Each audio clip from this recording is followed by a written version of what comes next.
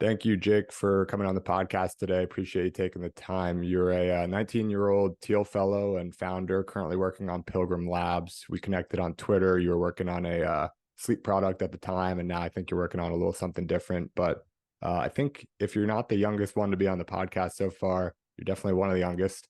And I think you've got a really bright future ahead of you. You've already built tons of projects throughout high school and even before that. So pretty cool to be able to connect and looking forward to the conversation. I think, before we dig deep into any one particular thing, for those who don't know you, it'd be great to get your origin story from sort of as early as you're willing to start to where you are today and talk about some of the decisions you made along the way. I grew up in Toronto, Canada. My mom was Israeli and my dad was Canadian. And, I was raised alongside a few other siblings and they were all older than me. So I don't know if you have any siblings. I'm sure some people in the audience do, but there really wasn't any like peace or quiet in the house growing up. It was just pure chaos. And from a pretty young age, like I could engage in the chaos, but sometimes I would kind of just retreat like into my own brain. And growing up, that at least in my earlier years, that was like really only my real refuge. But when I was about like 6 years old, my dad, he had a really good idea of the trajectory of personal computing and the role it would play in my life. And he thought it would be a good idea to buy me a MacBook. So I got my first computer when I was about six. And being a 6-year-old with a computer, there really isn't a clear or first thing to do. It kind of just seemed like an endless void. So, I just like downloaded Steam and played a bit of RuneScape. And that kind of like introduced me, I guess, into, gaming, which is still, a big part of my life today. But, over the years after, being first introduced to the MacBook, I think that really just opened up this portal to, just new and emerging technology. So when I was about 9 years old, I convinced my dad to buy me the iPod Nano. It was like that square iPod, and I remember like taking like tape and like an old watch bracelet and like slapping the iPod Nano onto my wrist so I could like change my music while I was on the go. And really, that was like my first experience ever with like a wearable computing device. I grew up being a big sci-fi reader, so I was obsessed with Asimov, and my favorite show to this date is Futurama. So wrist-worn communication devices and computers were something that to me were pure fantasy, like science fiction. And then seeing it abstract into reality with that initial iPod Nano kind of opened up another door for me to explore. And over the years, I tried to really get a hold of any wearable devices I could. But of course, the challenge was money. So my parents divorced when I believe I was about 8 or 9 years old. It would have been like 2011 or 12. And, effectively, after that point, finances, became, more of a concern in terms of, me being able to buy these technologies. So in 2012, this would have been, in the earlier days of Minecraft. And I know Minecraft is like a massive franchise today, but this is like version 1.1 or 1.25. This was when, the kids in my grade, like I had to provide technical support to them because they didn't really understand, how to like download Minecraft or Skype. I got introduced to Minecraft by my brother and decided I was going to create like this class Minecraft server so I could start paying for these wearables that I wanted to test. And effectively, I started the server and it was a really bad business model. People used to come up to me and would just like ask for like a specific rank, like if there would be like a rook or a knight or a bishop, whatever. And I would just give them different prices. So, at some points I was collecting like $15 to like $30 for a rank.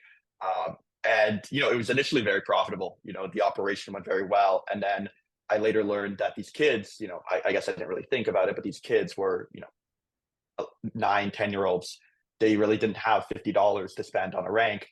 So they would go home to their parents and tell them that it was money for lunch or for like a school trip. So once the parents got wind that it wasn't, for those purposes, I was forced, to give the money back. But I was fortunate that I was able to get some wearables before that happened. And really the obsession with these different wearable devices, I was fortunate to get the Apple Watch Series Zero and then play around with Garmin's and Fitbits and a few Pebbles.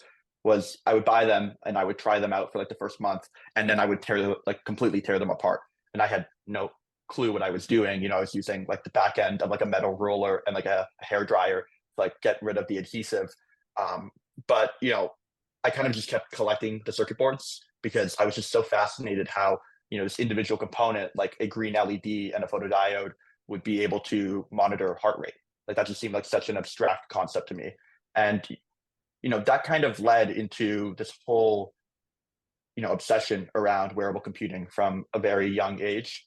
And in 2014, there was this Kickstarter campaign for a device called Muse. It is from a company in Toronto called Interaxon. And it, to me, to my knowledge, at the time, was the first consumer-oriented brain-computer interface. So it was a device that would monitor your brain activity and score a meditation session. And I was like 11. So meditation wasn't a very salient or very immediate concern for me. But what was is the developer SDK that Muse had. So basically using the Muse device, you'd be able to control, web apps using, specific signals that you train it on, like eye blinks. So, I convinced my dad for Christmas to participate in the Kickstarter campaign. And I got the Muse device and started building out applications like that, like controlling the Dino game on Chrome, like if you go offline, using your eyes. And, Muse at the time, was using, I believe, conductive ink as the electrode. So, the signal quality was really poor, but I was able to build out like a few web apps around it. And that progressively led into some of the later work that I did with the Neurosity crown. So in like 2018 or 19, I believe, I reached out to this company called Neurosity, which is, a startup that was developing or is developing, a non-pharmacological or a non-drug based intervention for clinical for ADHD. And effectively, I reached out to the founder, and their devices were like $1,100, and this would have been in like grade 10 or 11, and I was broke. I couldn't afford, an $1,100 brain computer interface. So I reached out to the founder, initially tried out their emulator, and then kind of told him about some of the applications I wanted to build. And I'm incredibly grateful because he actually sent me like two of their crowns, like two of their devices for free, and I started building out like advanced human machine teaming applications. So controlling my Spotify and controlling my Nanoleaf using my brain. And really, about halfway through my time kind of playing around with the crown, I participated in this hackathon where we were kind of coming up with ideas for, novel brain computer interfaces. And in that hackathon, on, very primitive level, one of them we had was building, a neuromodulation device for treating clinical insomnia. And, it seemed like a interesting concern, but something that didn't really affect me. But that kind of changed a few months later when I found out that, both my parents have been, longtime users of sleeping pills, and they tend to, in the past have used sleeping pills in a more excessive manner than what would be recommended. And that has led to, when I was growing up, certain events to occur that I never really had an explanation for until, I found out that it was because of sleeping pills. So, with that, personal motivation and, with the knowledge of how these technologies fundamentally worked, I kind of just challenged and said, like, is it possible to build out, a non-pharmacological intervention for treating clinical insomnia? And, spent a few months just conducting really as much research as I could. I really had to hold myself back. I think when you're young, you intuitively want to like jump right into it, but I wanted to make sure I had, the proper understanding of the existing literature before, I decided to try and pursue this one approach. And, read likely around 200 or 300 research papers at the time. And now that number is like 2,000, but started this company called New Sleep. That was basically in my grade 12 year. And, I signed my first angel check on my birthday on June 6th. It was from Corey Levy, and then we proceeded to raise like another 150,000. It ended up being around 275,000 for our initial round. And we had participation from, the founder of Casper, it's like the mattress company, Ben Pasternak, like the founder of Simulate, Corey Levy, Pareto Holdings. So the LPs were like the founder of Shutterstock and Misfits Market. So really cool people. And we were developing, and we kind of still are developing, a sleeping mask that directly induces and improves sleep to treat clinical insomnia. So it's intended to act as an alternative intervention. It's also entirely closed loop, so it's personalized to the individual, and in real time we're monitoring sleep stages, neural activity, heart rate, basically the 9 yards of vitals to optimize treatment in real time to each individual patient. And effectively, I was working on that for really the first 8 months, and then back in January, I was in Miami and at Miami Hack Week, and I was speaking with an individual who has previously worked with the CIA through defense contracting and other opportunities, and I told him a little bit about what we were working on, and he recommended. He goes like, "Look, I think you should speak to the DoD and the Defense Innovation Unit, or the DIU." And to me, defense, I had this idea that maybe defense could be a viable approach down the road, but definitely not something that we would be pursuing immediately. But as I looked deeper down the rabbit hole of defense, I recognized that it was far more feasible for us to become a defense company than to become a consumer-oriented company, and that was just for a few reasons. First of all, the FDA is completely overwhelmed right now, which has led to an under-regulation of the industry, and that has led to a lot of these devices that aren't being properly tested for safety and efficacy being released on Kickstarter, and trying to circumvent the FDA, which makes it really challenging because it creates a lot of noise that would be tricky for us to kind of get through in terms of penetration with the signal. So having that one customer in who would likely be the DoD would kind of help us avoid all of that other noise. A big proponent to that as well is the fact that private investors generally dislike backing companies that want to work with the FDA. They see the FDA as really a big, mean, monster. And to me, it's much more of a necessary evil. Pursuing a relationship with the FDA, from the beginning of building NewSleep, to me was really the steps to ensure that there was longevity in the company. Because like I said, the FDA is overwhelmed. They don't have enough resources to send out enforcement letters to these small startups, but they have enough to send it out to those that hit 100 million in valuation, because it allows them to make a proper return. And then maybe on a slightly more selfish note, I recognize that some of the technologies that I was keen to work on and develop would likely be outside of the immediate consumer interest. So to me, working with the DoD kind of opened up this new door and this new route. And growing up as well, reading a lot of sci-fi, reading a lot of cyber and biopunk. Effectively, I hit this point as well where I recognize that if you're looking at how these cyberpunks are portrayed, and this is slightly abstract, but it tends to be like this Orwellian society that's controlled by a single corporate entity that favors the rich. And inherently, by kind of changing the approach and working closely with the government from the beginning, ideally would keep us away from this dystopian future and really enable this technology to eventually hit mass adoption without being distorted or without being alienated from the general market. So with that, basically defense was on my brain. I wanted to evaluate the budgets and make sure that this would be a viable business, and basically look through fiscal year 24, like the entire DoD budget for RDT&E, which is research development, test and evaluation. And there was about $6.37 billion allocated, and directly salient to the technology that we were working on. So, I immediately recognized that there was, a defined, market size for our specific technology, incentives for us to work alongside the DoD, not only for developing experimental and novel technologies, but also for our relationship with the FDA. And then additionally, there was this final factor that happened when I came back home to Toronto and had a conversation with a family member who served in the IDF about some of the technology that we were developing. And it was clear that once I expressed that we're kind of making this transition over to defense, he suffered from a fatigue-related injury, that this was the right move for us, and something that I personally felt would really be the next step for the US. And about 3 or 4 months back, we made the transition to Pilgrim.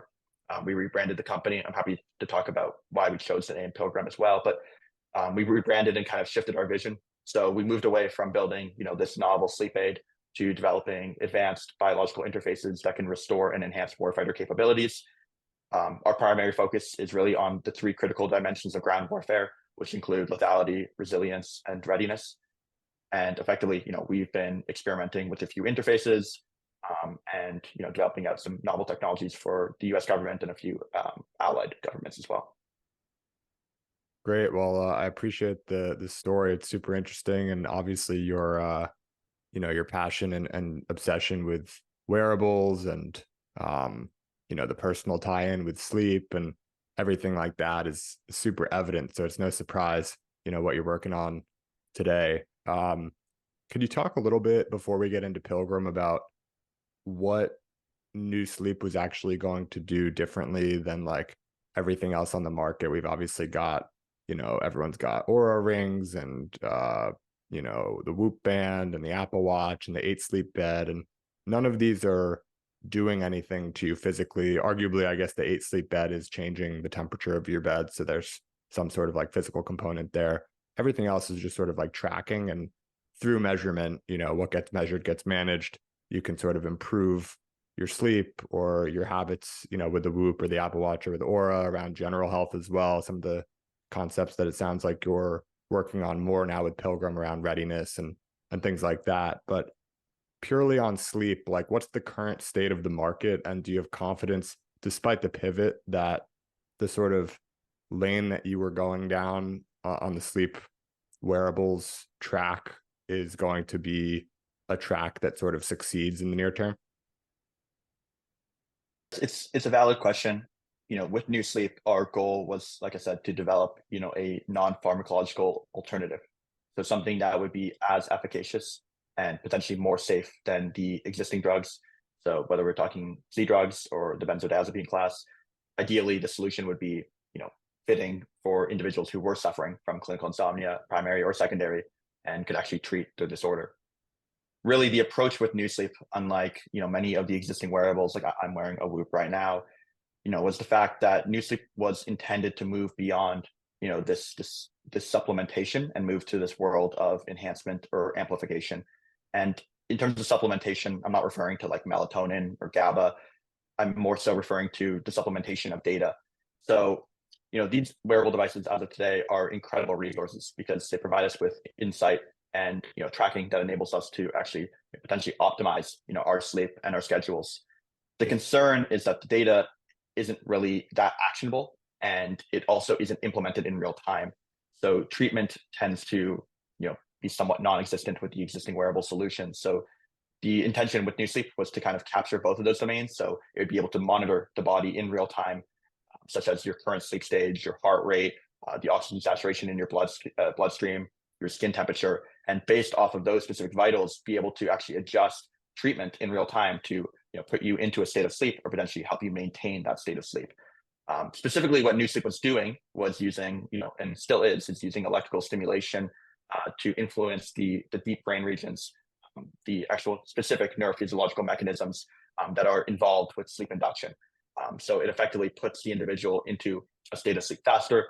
I can't talk much about the specific effects because that would be making a marketing claim, but it is intended to treat clinical insomnia, and the existing peer-reviewed evidence proved that it was more effective, around 3 to 9 times more effective than existing pharmacological approaches.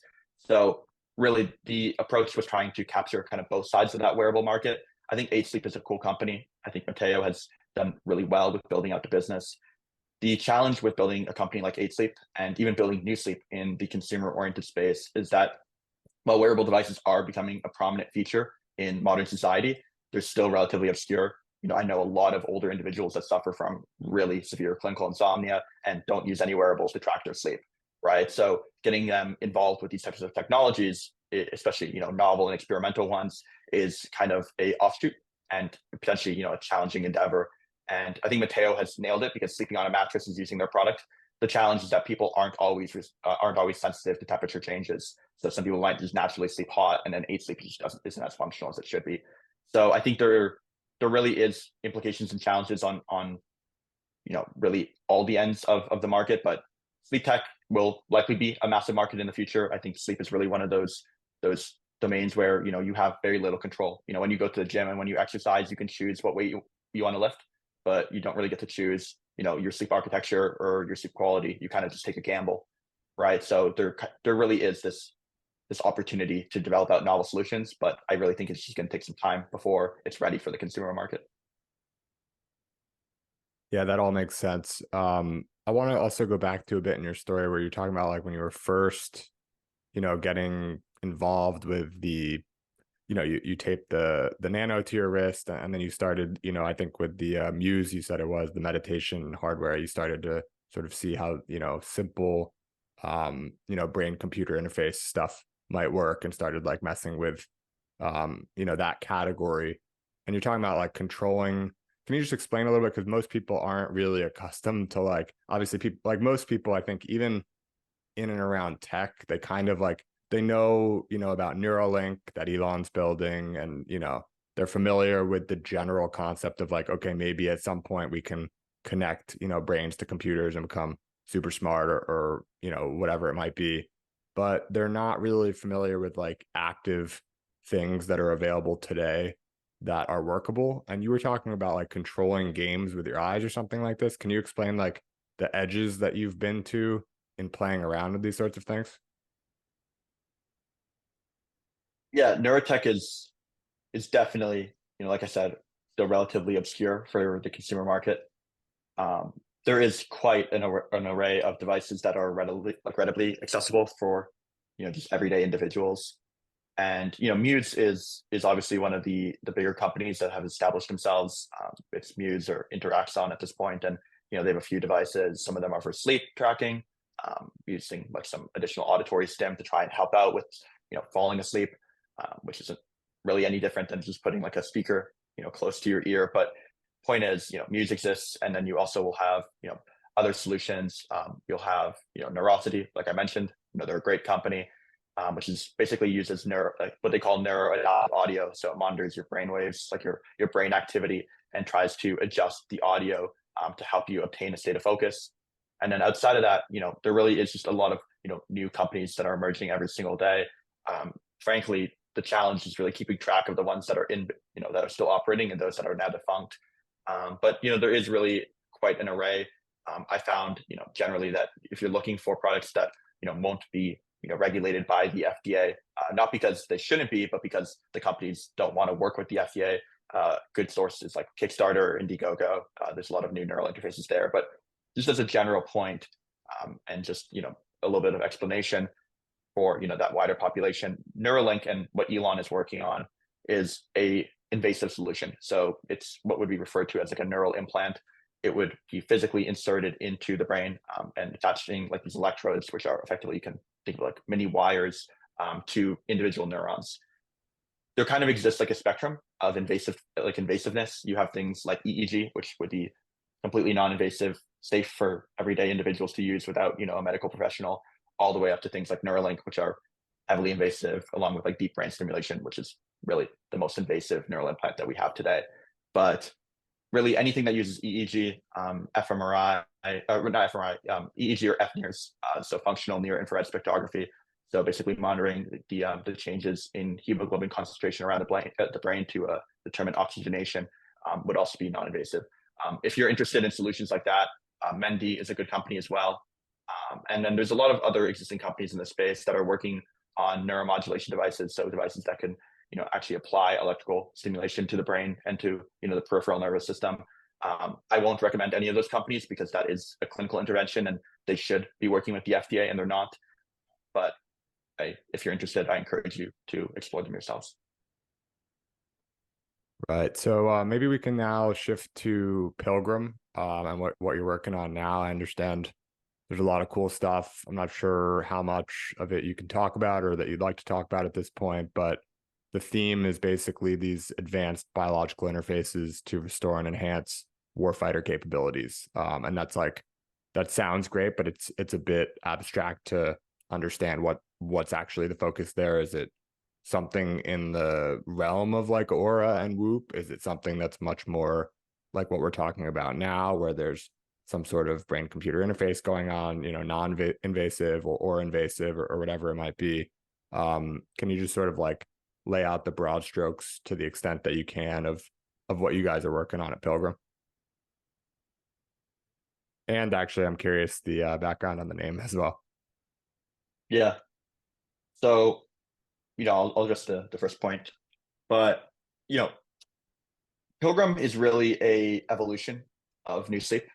It's fundamentally, grounded in the same belief that wearables should move beyond just supplementing you with data and effectively use that data in real time to treat, a biological inefficiency or disorder. So our approach with Pilgrim would be not aligned with companies like Oura or Whoop in the sense that they're just tracking vitals and displaying data. Like I said, we effectively are actively deploying that data in real time to treat that specific condition. So, the primary targets, and I'm happy to talk about these that we've been focused on, has remained, like I said, those three, dimensions of warfare, which are lethality, resilience or survivability, and readiness. On the readiness point, we're still pushing the new sleep device. There is, immediate and salient demand for the technology. The reality is that these warfighters are sleeping in incredibly austere conditions, on top of each other, under vehicles, in moving vehicles. The quality of sleep and the norms around sleep within the DoD are incredibly poor. It's expected to sleep like 5 to 6 hours per night. Roughly, I think 67% of the active military population inhibits the symptoms of clinical insomnia. And, between, the Iraq and Afghanistan war, the Iraq war and the deployments to Afghanistan, there was like a 653% increase in recorded clinical insomnia cases. So the treatment of insomnia is an immediate need within the DoD, especially given the restricted use of some, existing pharmacological aids, like benzodiazepines and Z-pills, given, the effects they have on, vigilant attention, hand-eye coordination. They really just aren't great solutions. And then on the other side, I'm happy to talk about this as well, but what we've been actively exploring is accelerated healing technologies. So effectively ways to accelerate the pace at which a wound closes. So kickstarting hemostasis, which is the blood clotting process, along with angiogenesis, or the creation of new blood vessels, and then some addition of infection prevention to enable a wound to heal far faster than it would naturally. And some of the approaches that we've been evaluating have been able to deposit collagen, which is critical for wound closure, at a rate of like 3 times faster than natural. And effectively, it's the difference between a 30-day recovery time and a 10-day recovery time for severe wounds. So there's really interesting applications, but really the goal is to really push the limits of what is possible in terms of biological interfaces, and really enable humanity. And I'm trying to avoid using grandiose language, but really enable humanity to move to this new level of capabilities. And in regards to Pilgrim, like the naming, there was quite frankly a few reasons why we decided to move forward with that name. First of all, I recognized pretty early on that this journey was going to be relatively long and arduous, and that can be comparable in some ways to a pilgrimage. But growing up, my favorite book was Slaughterhouse-Five by Kurt Vonnegut, and the primary character's name is Billy Pilgrim. And the story kind of depicts this. It's really a nod to Pilgrim's Progress, another novel by John Bunyan. But really, it depicts this story from like sin to salvation and innocence. And in another way, the Pilgrims, really the entire journey that they went on as Puritans were moving away from religious dogma at the Catholic Church to America, in hopes of advancement and progression. And it really felt like that's where we are at right now with the DoD. It's just defense primes, and now we have startups that are largely focused on autonomous systems. So this really opened this new window for us to advance how wars are fundamentally fought. And to me, Pilgrim was a fitting name for that. And then on top of that, Pilgrim, the Pilgrims really played, and still to me are a solid representation of the American ideals that make the country so great, freedom and liberty. And they have had a rough history. I think there is various depictions of the events that occurred, but I think regardless, they had hope, and they really wanted to push the narrative for what's possible for the United States. And that's really how I feel as well. Interesting. Yeah, both on what you're doing with the company and the naming as well. It seems like you've just been extremely thoughtful and deliberate about really most of what you've done in, this early chapter of life, and whether it's, deciding what you want to work on or how to name that project. So it's really cool to see. A further question on Pilgrim. Um, you guys have made a conscious decision to focus on warfighters and their capabilities as opposed to something like autonomous weapons or weapon development and something like that. Can you describe a little bit what went into that decision-making process, why you've gone in the direction that you have? Yeah, so fundamentally, this belief around autonomous weapon systems, or really the use of machines in warfare, it isn't really new. It's been really around since the 40s, and it's kind of spurred up through different points in history. A good example of this is back in August 6, 1944, so like 2 months after D-Day, or the invasion of Normandy. Effectively, it became such a fallacy where we overestimated the capabilities of machines, specifically armored systems at that time. Where on that day, so when likely hundreds of individuals were being killed, hundreds of Allied forces were being killed in World War II. We had a single rifleman in reserves, so like a single human to replace the hundreds that were dying. And alongside this belief has been the fact that wars are fundamentally fought by humans when they come face to face. And that's not just my sentiment, but one that was shared throughout history, from great military historians like S.L.A. Marshall, all the way up now to more contemporary thinkers, like Mark Milley, who just kind of stepped down as the former Joint Chief of Staff, the director, or chairman rather. But point is, our approach is effectively trying to really manipulate and improve warfighter capabilities. To me, really, the fundamental force here is that the crux of conflict resolution is in ground warfare. And really, this is a sentiment that's further evidenced by just the Army's modernization strategies. So if you're looking at where the Army is trying to go in the next 10 years, like 2030 and beyond, they're moving away from brigade combat teams, which are composed of 3,000 to 5,000 units, or soldiers, to about divisions, which are 10 to 15,000 troops. And this transition isn't purely just about the numbers. It's really the recognition, like I said, that aerial and naval autonomous systems, so things that are being developed by great companies like Anduril and Saronic, while these are great solutions, they simply complement ground warfare. Like, they kind of act as this external factor that augments operational awareness, or positioning, but don't actually affect how wars are properly conducted or how they're resolved. And to me, what's necessary is addressing the largest vulnerability in our existing defense apparatus, which is the warfighters, especially given the fact that they are our most prized possession, as ground warfare tends to be the most critical aspect of how, like I said, wars are addressed.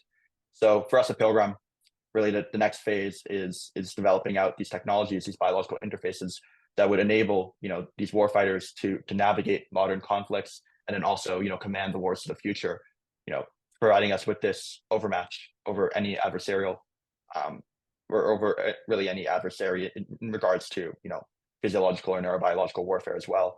So really the long-term vision for the company, like I said, is really bringing these technologies to warfighters, but eventually with time, when things become more accessible in terms of how fast we can manufacture them, and really the cost behind each individual interface, is bringing them back to the consumer market, with mass adoption.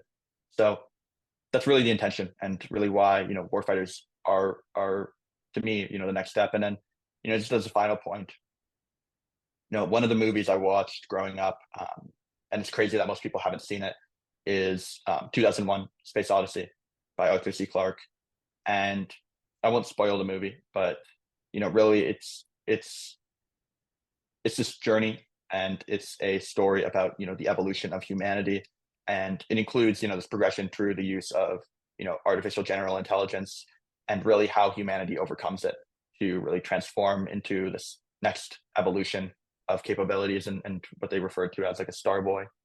And to me, there was this incident in grade 7 where I went to like a science fair, and I spoke to a panel of judges and asked about the looming AI singularity event, and event where general intelligence or artificial intelligence would supersede human intelligence, and kind of create like this existential threat that would potentially kill humanity.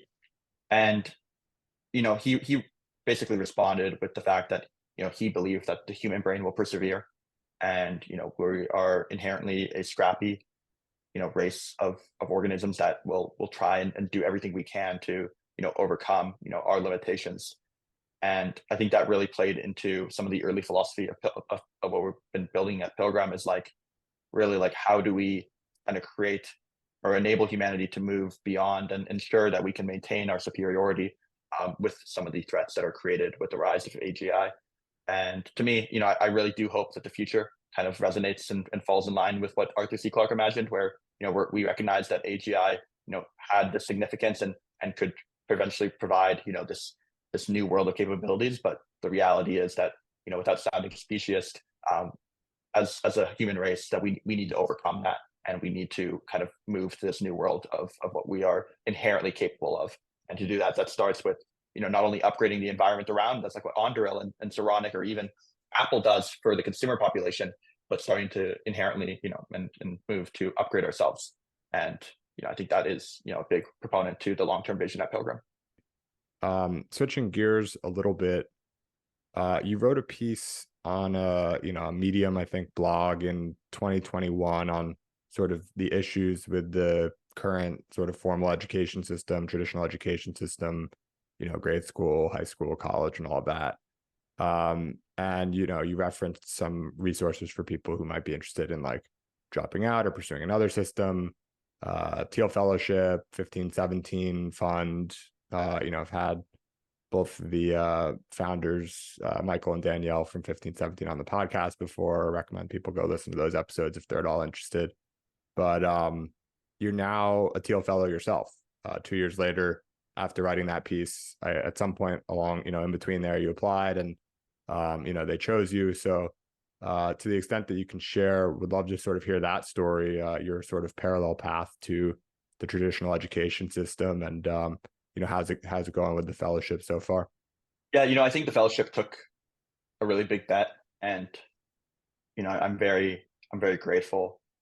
Some of the advisors I had who have been involved with the fellowship in the past told me that I likely wouldn't have gotten it, just based off of what their selection criteria was. But coming out of high school, my grade 11, one of my final years, I was entirely remote. I was in this condition, and I wasn't able really to see anyone, because I had individuals at home who had, or if they got sick, it would have been a serious concern. And it was very isolating. And during that time, I'm fortunate, just like earlier on in my childhood, that I could really resort to technology. The technology from a young age really was like this younger brother. It would be kind of like this supporting factor that could kind of like always cheer you up a little bit when things got rough. And during that time, like that was 2020, 2021, I really just saw how far I could go. I think most people associate these, or many professions in life, like with this like invisible wall. Like I have to go to obtain my bachelor's degree, I have to go to obtain a master's or a graduate, and that's not entirely true. I think there obviously are some professions that are driven by experience and empirical evidence, but generally I found that in most cases I've seen young individuals up until that point working on some of the most batshit crazy ideas, and clearly their lack of a bachelor's degree wasn't stopping them from doing that. So really my process with the fellowship, I wanted to become a fellow from the moment I first learned about it. To me, I really saw it as like a path to like salvation, especially given that both my parents wanted me to go to university. And I first applied when I was in grade 9, and continuously applied for a few years on and off. And then basically, after I started New Sleep, I applied again and was put into consideration. There's a few interviews that happened, and I got word that I was a fellow early this year, I believe, early this year. And again, they took a big bet. I was very shocked. But the people I've been able to meet, like the other fellows, have just continued to blow my mind. And the sheer knowledge that you see at just such a young age, it's very inspiring. And it really, to me, provides like this route for those that are inquisitive and curious, and recognize that they can address and they can start working towards these real and hard problems from a young age. It provides them with an alternative path. Actually, recently, Brett Adcock, he posted something on Twitter that I retweeted about, if you're young and you're interested in hardware, there really shouldn't be any factor stopping you from like teaching yourself, PCB design, or the fundamentals of electrical engineering. And the unfortunate aspect is that in society today, that's kind of, there's a lot more push than pull in that sense, that a lot of kids I knew and I grew up with, like, used to tell me, like, my friends used to tell me, like, why can't you just do like normal teenage stuff? And not like my parents, but like my friends. So, I think for those, like I said, that are curious and are deeply interested and passionate about addressing a real goal. And on top of that, I would argue that becoming a Thiel fellow, at least the Thiel fellows I'm close with, the commonality is this deep sense of self-awareness. I see far too often that a lot of the younger founders are potentially not as aware as they should be, pursuing a startup or a business model that just doesn't really make a lot of sense. And obviously that comes with experience, but it also just comes through conversations, just like being or allowing people to be critical of your approach, and really just iterating and not falling in love with your first product, because that really just is really the only path to progress and to evolve. So yeah, I mean, I'd highly recommend applying for the Thiel Fellowship. I'd highly also recommend, if you're young and you're looking for a bit of financing to work on a project, look into 1517's Medici grant. I'm sure you guys talked about that on the podcast as well. It's just like, I believe if they're still offering it, it's $1,000. It's a great source of initial funding that I wish I had when I was initially working with wearables. And I think the truth is that you really just have to be, from a young age, you're not going to have a lot of capital behind you. Some kids are able to raise 20-30 million dollars. I would highly recommend that if you are young and you want to build a hardware company, or you want to build something in deep tech, that you try and raise less than you actually need, because it will force you to teach yourself a lot. The amount of information that I've been privy to in the past year and a half has completely altered how I see the world. So I would say, try and raise less than you think you need, and really just put more responsibility on yourself, because it will drive you to become or drive you to develop a harder, and realistically a stronger work ethic. But it also help you develop out knowledge around these very obscure but relevant topics to whatever you're building, such as my work with the FDA and the some of the early work with the Department of Defense. Yeah, I think one thing that's always interesting when you hear from people who are taking a very different path, or maybe sort of on a very accelerated path, like you're here, you're working on a company, you've worked on many other projects before. This clearly isn't like your first rodeo, just by the way that you're speaking and stuff, even if it is maybe your first formal entity that you're raising capital for, or whatever it might be. And it's interesting to hear like what people like that, you can sort of get the broad strokes of how they're living very differently, but it's interesting actually to just like go into the day to day, or like the hour to hour, week to week, like the smaller scale things that they're doing differently that sort of like sum up to this larger way of living in a very different way. So I'm curious if you have any, you talked about like self-awareness and things like this, any habits or routines or just things that you do on like a micro scale, day in and day out, week in and week out, that are very different from most people, that you think could have sort of an impact on why you've been able to, why the Thiel Fellowship, for example, recognized something in you. One thing that I could even just pull out of your story is you didn't get into the Thiel Fellowship on your first try. It sounds like you applied at least, I don't know, 3 or 4 times. So there's like clearly persistence there that I don't know what percentage of people who get rejected from Thiel Fellow apply a second time, let alone a third and a fourth. So that's like a characteristic, one might take for granted. I particularly think persistence is, as far as I can tell, probably the single, most correlated trait to extreme success, at least in business and, technology and stuff like that. So anyway, I gave you a little bit of time maybe to think about it, but curious sort of daily habits, routines, weekly stuff that sets you apart. Just addressing your final point there, like a maxim that I keep very close to, like, whatever you want to call the soul. um, and something I've tried to question a lot in the past, but I haven't been able to break it yet, is that with enough time and with enough effort, like really practically anything is possible. Um, I think, and Elon will make the comment like within the defined laws of physics, and I think that makes sense. But I also think that the laws of physics are just as we understand them right now, but potentially with enough time and with enough effort, we can redefine them. So, the point is that, like you said, persistence is massive. In terms of general habits, I'm probably the wrong person to ask. The reality is that to build a company like this with, how much, we're just raising a bit more right now, but how much we initially raised means that really the person doing all the work is you. And if you're not working, then nothing is being done. So, I've kind of fluctuated because of, my background. There has been, times in my life where I've gone to kind of both extremes where, I have previously followed like Brian Johnson's blueprint. I've been about 3 times now. And I've also been on the other side of that where I was getting 2 hours of sleep, eating McDonald's for every meal, or whatever, like shawarma or whatever, I could find, and just grinding and going what some people would call like degen. So really, in terms of habits, I don't really have many. I would say waking up in the morning and taking a shower tends to be pretty helpful. But outside of that, look, like if you want to build a company and it's challenging, like you're trying to work on something that, requires a lot of manpower and will require a lot of effort and time, and the financing isn't there or it's not there yet. I don't recommend, immediately choosing to raise more. I would recommend seeing how far you can kind of push it yourself. And really that just means pushing yourself to your limits. So really, if it requires you to work 14 or 15-hour days, like that's just the necessity. And for some reason, that's an unpopular opinion.